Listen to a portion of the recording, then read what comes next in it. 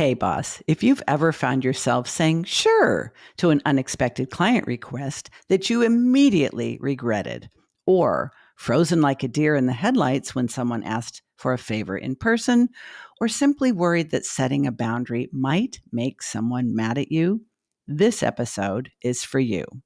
Today, we'll explore why unexpected requests are particularly challenging for the ADHD brain, the underlying beliefs that make us fear saying no, the myth of reciprocity, and why being nice is not always the right choice, practical scripts for saying no in the moment, and how to reframe what healthy boundaries actually mean for relationships and business.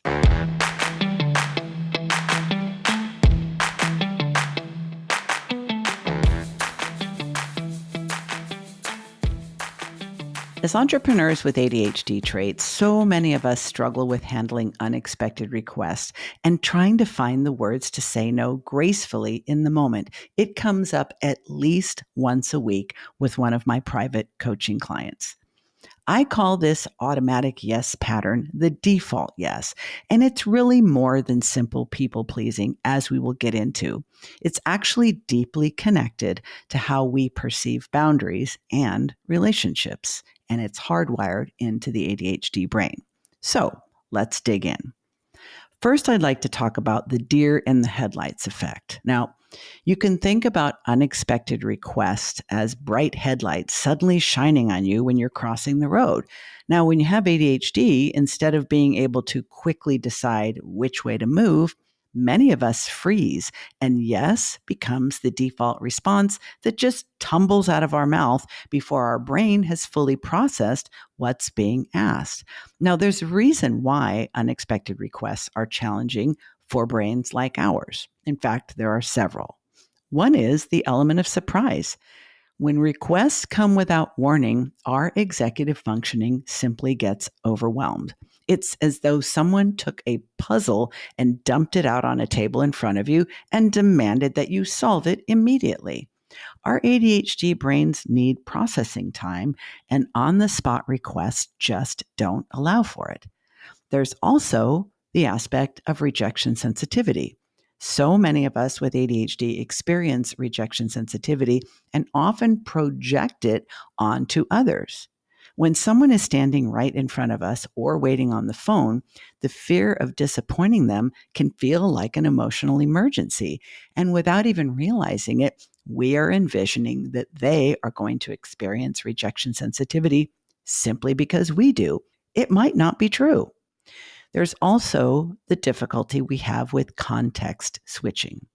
If we are deep in a task or doing some kind of focused, hyper focused, deep work, and we get interrupted with a request, our brain is going to jam up and we are going to struggle to shift gears and accurately evaluate the request properly. It's like being awakened from a dream and then asked to make an important decision when your brain isn't fully loaded. Many of us also have challenges with reading people accurately. This is especially true for subtle cues in real time. We are more likely to catastrophize and imagine someone will be furious if we say no, when in all likelihood, they'll just be mildly disappointed or completely understanding. And then the social anxiety spiral. So many adults with ADHD experience social anxiety, or as I sometimes call it, performance anxiety. The pressure of having to respond when someone is literally waiting for your answer can trigger so much anxiety that is going to further compromise your ability to make a good decision. It's as though you're trying to solve a freaking math problem with someone watching over your shoulder and tapping on their watch. Now, here's something important to understand.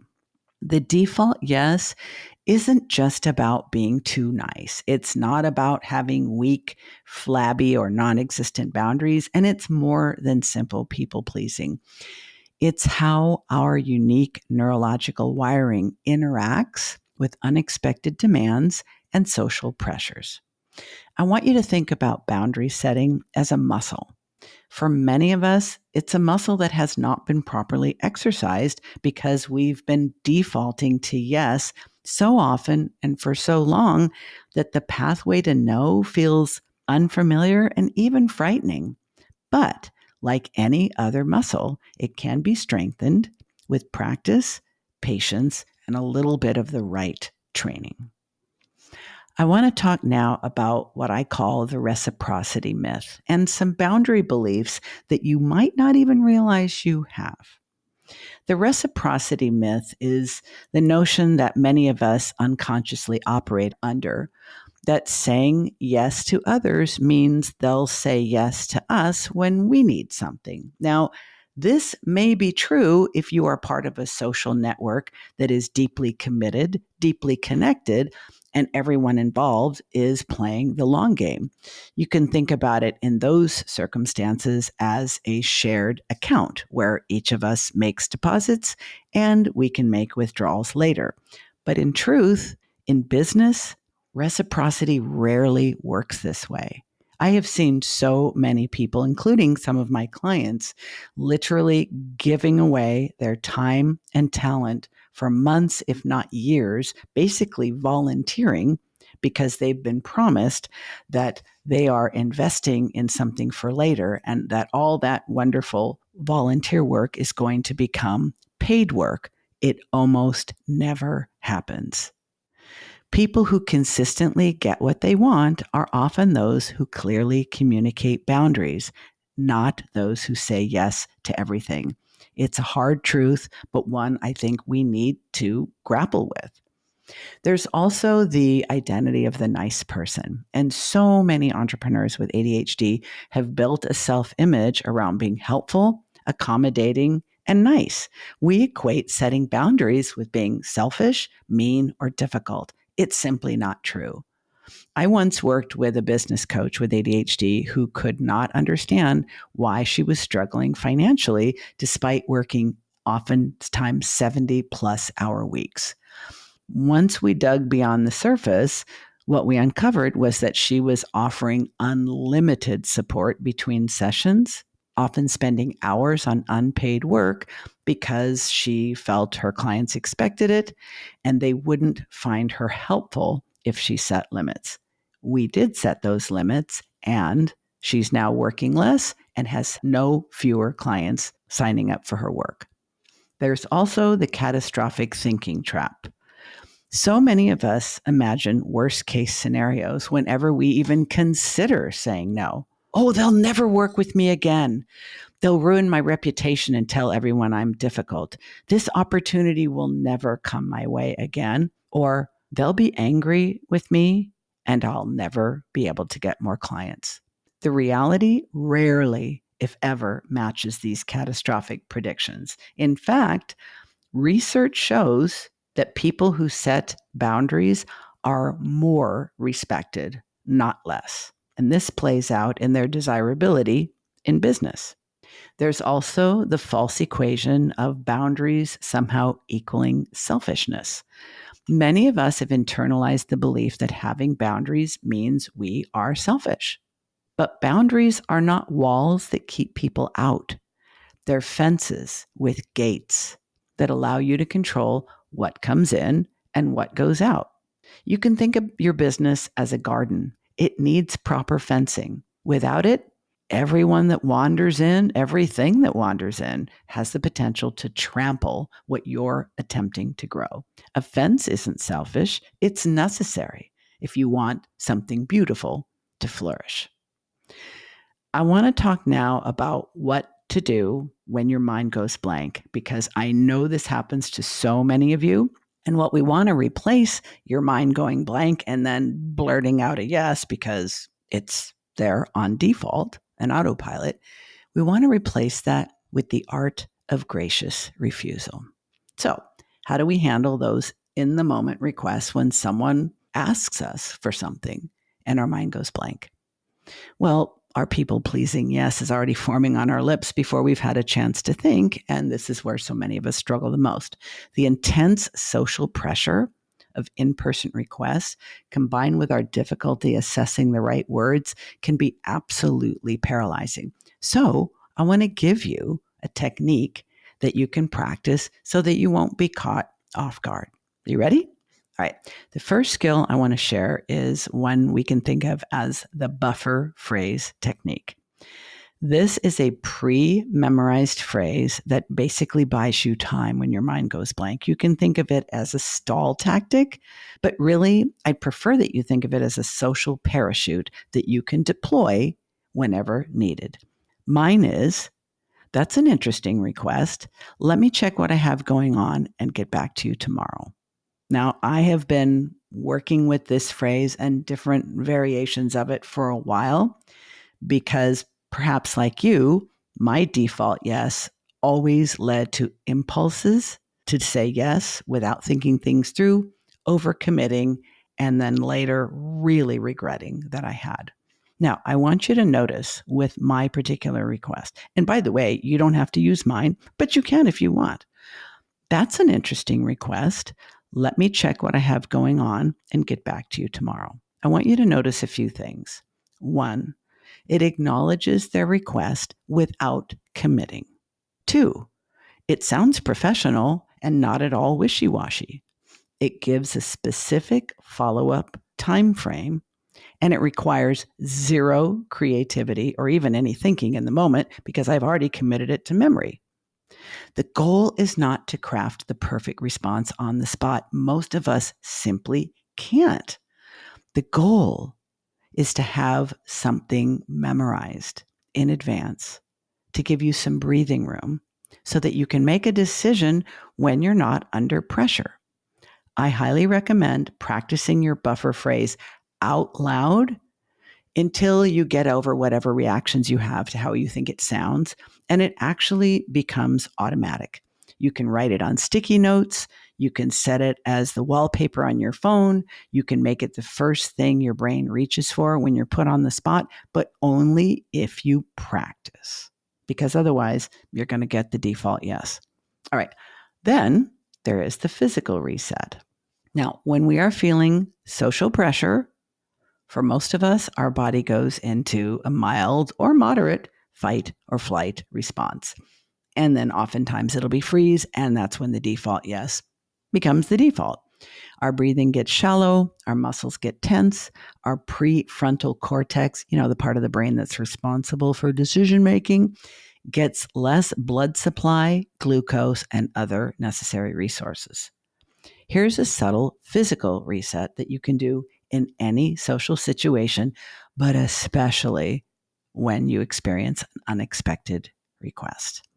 Take a deep breath through your nose, press your feet firmly into the ground, and roll your shoulders back slightly.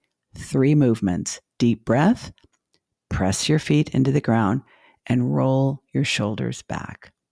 This only takes literally a couple of seconds, and it can be done while the other person is still speaking. I promise you, they will not notice. But your body, mind, and brain will notice. It will help redirect the blood flow back to your prefrontal cortex, signal to your body that you're safe, and allow you to give your pre-programmed response instead of blurting out the default yes, or worse, fainting. Okay, now we're going to talk about guilt-free language patterns. Don't you just love the sound of that? Once you've bought yourself time with your buffer phrase, you need to craft a response that doesn't trigger guilt or people-pleasing tendencies, because we can literally talk our way out of trying to escape the default yes with what we say next. Here are a couple of specific language patterns that can help with this. The I'm honoring my commitments frame. So instead of seeing a no as letting someone down, you can reframe it as honoring your existing commitments, because who would argue with that? Here's how it might sound. I've committed to finishing X by Friday, and saying yes to this would mean breaking that commitment. This language shifts the focus away from disappointing the person in front of you to honoring your word to others, including yourself. Here's another one, the either or reality. Acknowledge the reality that saying yes to one thing means saying no to something else because it always, always, always does. I would need to cancel my meeting with fill in the blank, client, team member, whatever, to take this on. And I'm just not comfortable doing that. This helps both you and the person issuing the request understand that your time is actually already allocated. It's not just arbitrarily unavailable. Next up, the future yes option. This is one of my favorites, and most people find it is the easiest to learn and begin using. It's sometimes a not now, just feels easier for many of us than a hard no. Here's how it might sound. My schedule is fully committed through the end of the month. Could we revisit this early next month? Only offer this if you are genuinely interested in considering the request later. Otherwise, you are just postponing the inevitable and trying to postpone the discomfort. Trust me, it will come back. And then you're absolutely going to say yes because you're going to feel like you led the person on, and you wouldn't be wrong about that. So only use the future yes option when you are actually willing to consider their request. Don't just say it because it feels easier in the moment, because I know it does. Then we have the generous alternative approach. This is a little bit more advanced, but something you could do if it feels right for you, even if you're an absolute beginner to boundary setting. This is one where you offer something you can do instead of what you can't. I can't take on the full project, but I'd be happy to review the outline and give you my feedback. Or, I don't have the capacity to help personally, but I know someone who specializes in exactly this. Would you like an introduction? I love this because it satisfies your desire to be helpful without overcommitting. Here's another one I love. The clear but kind boundary. Sometimes a direct no is necessary, let's be honest, but it can still be delivered with kindness, which is what we really want, isn't it? Here's how it might sound. A couple of versions. I need to decline, but I so appreciate you thinking of me for this. Now, this isn't going to work for everything, but it honors the fact that they thought of you while still respectfully and gently declining. Or, I'm so honored you asked, but this isn't something I can take on right now. These are a little bit harder and may require you to exercise your boundary setting muscle a bit before you try them. But note, neither of these responses includes the word sorry. When we apologize for maintaining healthy boundaries, we are unconsciously reinforcing the belief that we're doing something wrong. And that not only makes it hard for us, it makes it hard for the other person as well. I want to suggest that you practice the no ladder. Now, saying no is a skill and is a skill that improves with practice, but jumping into high stakes situations is probably going to be a hard pass for you because it's going to feel very risky, and it might, in fact, be risky. Instead, almost everyone can benefit from what I call the no practice ladder. So that's not saying you're not practicing. You're practicing saying no, just to be clear. So how does this look? Start by saying no to small, low stakes requests from people you trust. Like an example might be a friend wants to go to a specific restaurant and you don't. They're still going to be your friend. You can move up to medium stakes requests in professional settings when the relationship is not critical when you're ready, and eventually work your way up the ladder to saying no to important clients or close colleagues. No matter whether you go fast or slow, with each successful no, you are building both the skill and the neural pathways that will make the next one easier. I promise. Now, I wouldn't be honoring your ADHD or mine if I didn't talk about the emotional aftermath. One of my friends refers to this as vulnerability hangover. When we do something that's right for us, but we're not fully used to it yet, we sometimes feel really emotionally deregulated afterwards. So I think it's really important that we discuss it. It's not just about getting to the no, it's how we feel after we've said it. For many of us with ADHD, which often includes people pleasing tendencies, plus guilt, doubt, and anxiety, the follow up can be overwhelming. So let's talk about that. The guilt spiral, right? Everybody's experienced this.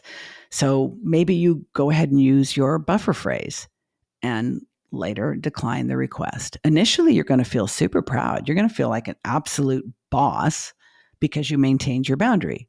Then the overthinking begins. Oh, God, did I sound rude? Are they going to be upset with me? Should I have just helped? Then the catastrophizing. Oh my God, they're never going to ask me for anything again. Or they're going to tell everyone how unhelpful and selfish I am. You might even start feeling physical discomfort, like tension headache, trouble sleeping, stomach churning.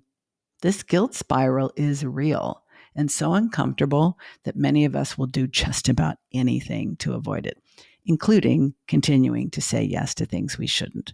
So, how do we break the emotional cycle? Here are some specific techniques to manage these particular emotions. Are you ready? All right. The reality check. When catastrophic thoughts arrive, challenge them with evidence. And I find it oftentimes very helpful to either say this out loud and don't laugh, but even in front of a mirror, or write it down. There's something that's very powerful about a reality check when it's not just up in your head, if you catch my drift. So, some things you might challenge your thinking with is, has this person expressed anger to me directly for saying no? Usually not. Do I have concrete evidence that they're upset, or am I mind reading? And would I think someone was selfish if they gave me the same response? Almost certainly not. You can also try the self-validation practice. So instead of seeking external validation that your no was okay by literally calling up all of your friends and family members, give yourself permission to trust your decision. Affirmations can come in really helpful, or simply write it down like Bart Simpson on the chalkboard until you get it. Some examples. I made the best decision with the information I had at the time.